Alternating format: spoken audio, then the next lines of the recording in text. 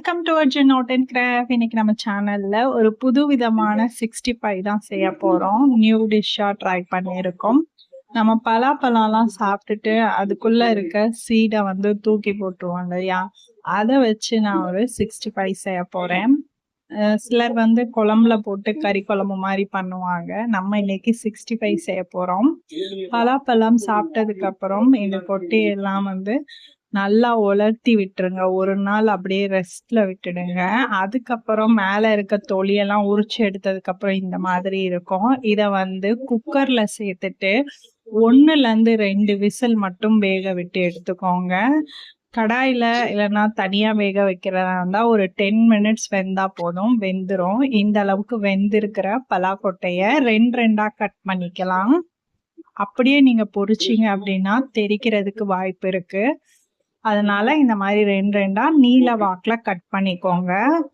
தண்ணி எல்லாம் வடிச்சிட்டு 3/4 வெந்தா போதும், ரொம்ப வேக தேவையில்லை. இப்படி கட் பண்ணி எல்லாத்தையும் எடுத்து வச்சுக்கலாம். இதுல நம்ம எப்படி மசாலா ஆட் பண்ணி பொரிக்கிறது அப்படின்னு பார்க்கலாம்.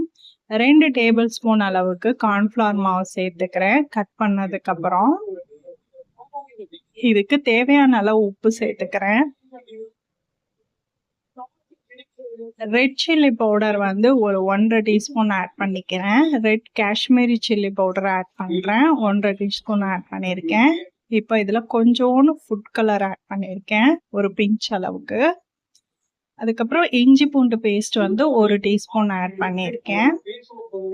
இப்போ இதெல்லாம் சேர்த்து நல்லா பைண்ட் ஆகிற அளவுக்கு நல்லா மசாலாவை மேனிகிரேட் பண்ணி வச்சுக்கலாம். அழுத்தி பிசைஞ்சிடக்கூடாது. லைட்டா மேனிகிரேட் பண்ணி மசாலா எல்லா இடத்துலையும் படுற மாதிரி பொழுன்னு உதிர்த்தி விட்டு பிசைஞ்சு எடுத்து வச்சுக்கோங்க. நல்லா வெந்து இருந்துச்சுன்னா ரொம்ப மேஷ் ஆயிடும்.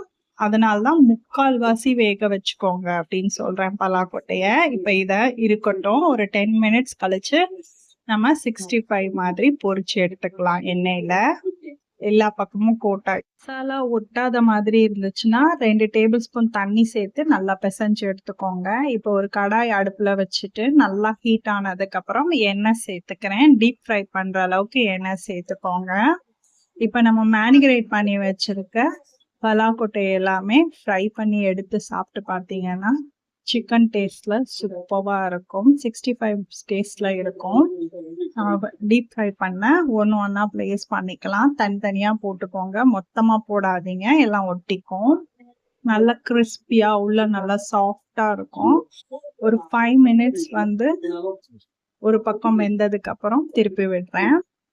திருப்பி விட்டு இன்னொரு 5 மினிட்ஸ் லைட்டா அந்த மசாலா உள்ள இருக்கிற எல்லாம் வெந்தா மட்டும் போதும். ரொம்ப நேரம்லாம் குக் பண்ண தேவையில்லை, ஆல்ரெடி குக் ஆனதுதான். அதனால லைட்டா முறுமுறுன்னு ஆற அளவுக்கு ஃப்ரை பண்ணதுக்கு அப்புறம் இப்ப நம்ம எடுத்துடலாம் சர்வ் பண்றதுக்கு. பசங்களுக்கு ஈவினிங் ஸ்நாக்ஸா கூட இந்த மாதிரி செஞ்சு கொடுக்கலாம். ரொம்ப ஹெல்தியா, இது என்னன்னே தெரியாது, 65 ஸ்டைல்ல சூப்பரா இருக்கும். ட்ரை பண்ணி பார்த்துட்டு எப்படி இருக்குன்னு கமெண்ட்ல சொல்லுங்க. இப்போ ஃப்ரை ஆயிடுச்சு, சர்வ் பண்ணலாம்.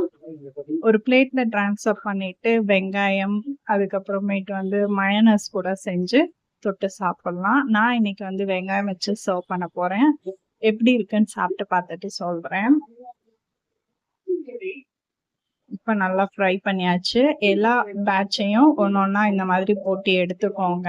இப்ப இது கூட கொஞ்சம் வெங்காயமும் கொஞ்சம் கொத்தமல்லியும் வச்சு டொமேட்டோ கெச்சப் வச்சு சாப்பிட்டாலே சூப்பரா இருக்கும். ட்ரை பண்ணி பார்த்துட்டு எப்படி இருந்துச்சுன்னு கமெண்ட்ல சொல்லுங்க.